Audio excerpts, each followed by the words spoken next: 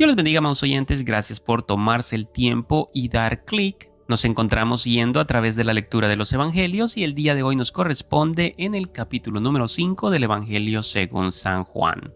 Una vez más, permítame darle las gracias por su tiempo e invitarle muy cordialmente a, si no ha escuchado los capítulos anteriores, pueda usted visitar el canal y así acompañarnos en cada una de nuestras lecturas. Habiendo dicho eso, ahora sí, damos inicio en el capítulo número 5 del Evangelio según San Juan, verso primero. Dice la palabra de Dios: Algún tiempo después se celebraba una fiesta de los judíos y subió Jesús a Jerusalén. Había allí, junto a la puerta de las ovejas, un estanque rodeado de 5 pórticos, cuyo nombre en arameo es Betzatá. En esos pórticos se hallaban tendidos muchos enfermos, ciegos, cojos y paralíticos. Entre ellos se encontraba un hombre inválido que llevaba enfermo 38 años. Cuando Jesús lo vio allí tirado en el suelo y se enteró de que ya tenía mucho tiempo de estar así, le preguntó: ¿Quieres quedar sano? Señor, respondió, no tengo a nadie que me meta en el estanque mientras se agita el agua, y cuando trato de hacerlo otro se mete antes. Levántate, recoge tu camilla y anda. Le contestó Jesús. Al instante aquel hombre quedó sano, así que tomó su camilla y echó a andar. Pero ese día era sábado, por eso los judíos le dijeron al que había sido sanado: Hoy es sábado, no te está permitido cargar tu camilla. El que me sanó me dijo: recoge tu camilla y anda. Les respondió: ¿Quién es ese hombre que te dijo recógela y anda? Le interpelaron.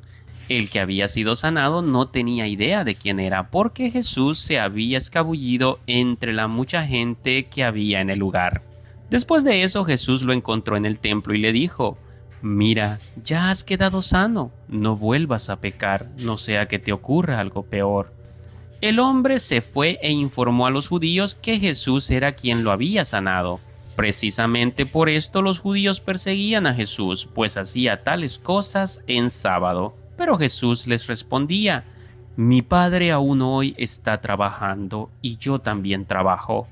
Así que los judíos redoblaban sus esfuerzos para matarlo, pues no solo quebrantaba el sábado, sino que incluso llamaba a Dios su propio Padre, con lo que él mismo se hacía igual a Dios. Abrimos paréntesis, mis estimados y estimadas, y aquí me gustaría pedirle de favor, si tiene el tiempo, que vaya y busque el capítulo número 1, donde hablábamos de esto, de cómo es que Jesús es el Hijo de Dios, y los judíos en su cultura y contexto lo interpretaban a la perfección, que el decir ser Hijo de Dios para ellos era estar diciendo que Él era igual como Dios. Y es que la verdad, nosotros lo sabemos, en esencia sí lo es. Pero en aquel entonces, terrenalmente hablando, esto le costó la vida a nuestro Señor. Cerramos paréntesis, verso 19. Entonces Jesús afirmó: Ciertamente les aseguro que el Hijo no puede hacer nada por su propia cuenta, sino solamente lo que ve que su Padre hace, porque cualquier cosa que hace el Padre la hace también el Hijo, pues el Padre ama al Hijo y le muestra todo lo que hace. Sí, y aún cosas más grandes que estas le mostrará, que los dejará a ustedes desasombrados, porque así como el Padre resucita a los muertos y les da vida, así también el Hijo da vida a quienes a Él le place. ¿Se da cuenta, mi amado, mi amada? Así como el Padre da vida a los muertos, así, de la misma manera, el Hijo puede dar vida a quienes Él desea, pues comparten esa misma divinidad. Dios el Padre lo sabe absolutamente todo, incluso lo que nosotros pensamos, y vemos a lo largo de los evangelios cómo Jesús sabía lo que las personas estaban incluso pensando dentro de sí. ¿Por qué? Una vez más lo volvemos a recalcar, porque Jesús comparte la misma divinidad del Padre, es decir, los atributos del Padre también se encuentran en Jesús. Y déjeme decirle, hay religiones que toman este pasaje, el cual recién le dimos lectura, pero por supuesto solo la primera parte, para decir que Jesús no es Dios. Pues como se lee, dice, ciertamente les aseguro que el Hijo no puede hacer nada por su propia cuenta. Y lo dejan allí. Entonces dicen, ¿sí ven? Jesús no puede hacer nada por sí mismo, depende del Padre. Pero mi amado, mi amada, si ellos continuaran leyendo, y vamos aquí al verso 21, nos dice claramente, porque así como el Padre resucita a los muertos y les da vida, así también el Hijo da vida a quienes a Él le place. ¿Se da cuenta? No nos dice que Él pedirá permiso o le rogará al Padre que los resucite, sino que dice, asimismo el Hijo puede dar vida a quien a Él le place. ¿Por qué? Porque los atributos de Dios ya están en el Hijo, comparten esa divinidad. Dios no necesita que nadie le diga lo que alguien está pensando, Él puede verlo, escucharlo, el Hijo también de igual manera. El Padre puede resucitar a los muertos, el Hijo también puede hacerlo de igual manera. Así como Dios puede calmar un mar tempestuoso, vemos en los evangelios cómo Jesucristo lo hace muy fácilmente de igual manera. Así como Dios multiplicó el aceite y la harina de aquella viuda, ¿usted recuerda? Cuando el profeta llega y le pide de comer y ella dice que iba a utilizar ya lo último que le quedaba para comer con su hijo y luego dejarse morir. Bueno, tal vez usted recuerde, el profeta le dice, ve, cocina algo, pero primero dame a mí. Y no es que fuera egoísta, sino que esto viene, ¿no? Con parte de lo que es la fe. Allí hay tema para conversar muchísimo, pero así como Dios hacía que ese aceite, esa harina, no se terminara, se multiplicaba. Asimismo, vemos a Jesús multiplicando panes y peces para dar de comer a miles de personas. Así como Dios sabe qué es lo que alguien está haciendo y cómo está en cualquier rincón del mundo, recién en los capítulos anteriores leímos cómo Jesús le dice a Natanael, antes de que Felipe te hablara, cuando estabas debajo de la higuera, yo ya te había visto. Oiga, pero Jesús estaba en un lugar muy lejano, pero lo estaba viendo. Entonces podemos ver cómo todos los atributos del Padre también están en el Hijo, porque comparten la misma divinidad. Ahora, ¿cuándo se vuelven diferentes? Cuando Jesús toma un cuerpo humano, un cuerpo de carne y hueso. En este sentido, Jesús, el Hijo, estaba limitado por este cuerpo, sometido a las leyes físicas de este mundo. Pero aún así, aunque Jesús no estaba en la ciudad de Natanael, Jesús estaba viendo perfectamente dónde y cómo se encontraba. O sea, sigue teniendo esa omnisciencia, pero repito, hablando de este punto de la historia, limitado por su cuerpo físico. En cambio, el Padre es espíritu, a Él no lo limita ni el espacio, ni el tiempo, ni nada. Pero como le mencioné en un capítulo anterior, Dios es espíritu y no podemos verlo. Jesús es la forma y parte visible de nuestro Dios el Padre, el cual no podemos ver. Continuamos, verso 22. Además, el Padre no juzga a nadie, sino que todo juicio lo ha dejado al Hijo, para que todos honren al Hijo como lo honran a Él. El que se niega a honrar al Hijo, no honra al Padre que lo envió. Ciertamente les aseguro que el que oye mi palabra y cree al que me envió, tiene vida eterna y no será juzgado, sino que ha pasado de muerte a la vida. Ciertamente les aseguro que ya viene la hora, y ha llegado ya, en que los muertos oirán la voz del Hijo de Dios, y los que la oigan vivirán. Porque así como el Padre tiene vida en sí mismo, así también ha concedido al Hijo el tener vida en sí mismo. Abrimos paréntesis, amado, mi amada, recién lo hablamos. Los atributos mismos del Padre están en el Hijo. Y eso es lo que es nuestro Dios trino cuando hablamos de la Trinidad. Nuestro Dios son tres seres que comparten la misma divinidad y están unidos en esencia. Así como el esposo y la esposa son una sola carne en el lenguaje y vista de Dios, Pero usted sabe que para nuestros ojos pues son dos personas diferentes. Ahora, repito, en el lenguaje y ante los ojos de Dios son una sola carne, aunque sean dos personas. Asimismo, en el lenguaje de Dios, al llegar a comprenderlo, nos damos cuenta que nuestro Dios es un solo Dios entre seres que comparten la misma divinidad. Así que ya lo sabe, así como el Padre tiene vida en sí mismo, también el Hijo tiene vida en sí mismo. Verso 27. Y le ha dado la autoridad para juzgar, puesto que es el Hijo del Hombre. Abrimos otro paréntesis. Usted notará que se dice mucho el Hijo del Hombre, el Hijo del Hombre. ¿Por qué? Bueno, porque nuestro Señor Jesucristo viene del cielo. Para nosotros el término hombre es muy normal, pero ahora trasládese usted al cielo, donde no había ningún ser humano. ¿Cómo cree usted que se refieren a nosotros? Por poner un ejemplo, digamos que usted viajara a otro planeta en el cual hay una vida diferente, una forma diferente.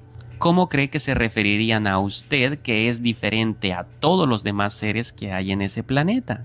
Digamos que dijeran el humano. Si su nombre fuera Enrique, para toda esa comunidad de otra especie sería mucho más fácil y entendible decir el humano que decir su nombre Enrique. O si su nombre fuese Elizabeth, para ellos sería más fácil decir la humana que decir Elizabeth. Y bueno, en el caso de Jesús un poco más complejo, pues un ser divino, o sea, de allá, del cielo, se valió de la humanidad para tomar esa figura de hijo de hombre. Ahora piense, en el cielo, dentro de un lenguaje celestial, sería muy correcto y decir el hijo del hombre, pues un ser divino que habitaba entre ellos tomó forma humana. Pero bueno, eso solo por tratar de ponerlo en términos que nosotros podamos entender un poco. Pues va mucho más allá, solo imagínenselo, de todos los seres celestiales, Jesús es el único que comparte esencia humana. Sí, tal como lo escuchó, no existe ángel, querubín, serafín que tenga estas dos naturalezas. Jesús, que es un ser divino, parte de la Trinidad, es el único en todo el cielo y en la tierra que comparte esencia divina, pero también humana en un solo cuerpo. Imagínenselo, en el cielo cuando se dice el Hijo del Hombre, es claro que se está haciendo referencia a este único ser divino que comparte esencia humana. Por otro lado, cuando nosotros decimos en la tierra el Hijo de Dios, es evidente y claro que nosotros estamos hablando del único ser humano que caminó en la tierra que comparte una esencia divina. A manera de que quede claro, en el cielo el Hijo del Hombre, el ser divino que comparte naturaleza humana, y en la tierra el Hijo de Dios, es decir, aquel que es humano pero que también comparte esencia o naturaleza divina. Eso es lo que nosotros pues hoy en día utilizamos estos términos simplemente cuando leemos en la Biblia, pero repito, al analizarlos son mucho más profundos. En el cielo, decir el Hijo del Hombre tiene un significado muy específico y profundo, así como también en la tierra decir el Hijo de Dios tiene este efecto de inmediato en nuestras mentes que es alguien único. Es decir, no hay nadie más como Él. Perdón por el ejemplo un poco extraño, pero para que me vaya entendiendo, Jesús venía con esa mentalidad del cielo y se introdujo en la tierra. Así que para referirse a él decía el Hijo del Hombre, o sea, ese ser divino que tomó forma humana. Así es como Jesús lo ven en el cielo, el ser divino que tomó forma humana por medio del nacimiento a través de la Virgen María. Cerramos paréntesis y continuamos. Verso 28. No se asombren de esto, porque viene la hora en que todos los que están en los sepulcros oirán su voz y saldrán de allí. Los que han hecho el bien resucitarán para tener vida, pero los que han practicado el mal resucitarán para ser juzgados. Yo no puedo hacer nada por mi propia cuenta, juzgo solo según lo que oigo, y mi juicio es justo, pues no busco hacer mi propia voluntad, sino cumplir la voluntad del que me envió. Si yo testifico en mi favor, ese testimonio no es válido. Otro es el que testifica en mi favor, y me consta que es válido el testimonio que él da de mí. Ustedes enviaron a preguntarle a Juan, y él dio un testimonio válido, y no es que acepte yo el testimonio de un hombre, más bien lo menciono para que ustedes sean salvos. Juan era una lámpara encendida y brillante, y ustedes decidieron disfrutar de su luz por algún tiempo. El testimonio con que yo cuento tiene más peso que el de Juan, porque esa misma tarea que el Padre me ha encomendado que lleve a cabo y que estoy haciendo es la que testifica que el Padre me ha enviado, y el Padre mismo que me envió ha testificado en mi favor. Ustedes nunca han oído su voz, ni visto su figura, ni vive su palabra en ustedes, porque no creen en aquel a quien él envió. Ustedes estudian con diligencia las Escrituras porque piensan que en ellas hayan la vida eterna, y son ellas las que dan testimonio en mi favor. Sin embargo, ustedes no quieren venir a mí para tener esa vida. Abrimos otro paréntesis para mencionar de qué testimonio está hablando. Amado y amada, el que dio Juan el Bautista, que dijo: "Este es el Hijo de Dios". Sí, con sus propias palabras. También mencionó: "Pues el que me envió me dijo, aquel sobre el que veas descender el Espíritu y reposar sobre él, ese es". Y Juan dijo: "Yo doy testimonio que este es el Cordero de Dios". ¿Se da cuenta? Juan dio testimonio con su propia voz de esto.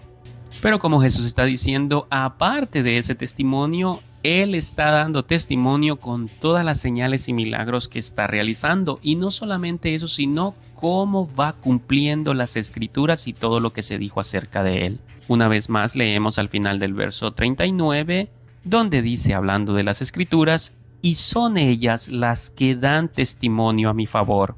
Cerramos paréntesis, verso 41. "La gloria humana no la acepto, pero a ustedes los conozco y sé que no aman realmente a Dios. Yo he venido en nombre de mi Padre y ustedes no me aceptan, pero si otro viniera por su propia cuenta, a ese sí lo aceptarían". ¿Cómo va a ser posible que ustedes crean si unos a otros se rinden gloria, pero no buscan la gloria que viene del Dios único? Pero no piensen que yo voy a acusarlos delante del Padre. Quien los va a acusar es Moisés, en quien tienen puesta su esperanza. Si le creyeran a Moisés, me creerían a mí, porque de mí escribió él. Pero si no creen lo que él escribió, ¿cómo van a creer mis palabras? Gloria a Dios. Y así hemos llegado al final de la lectura del capítulo número 5 del Evangelio según San Juan. Gracias por acompañarme.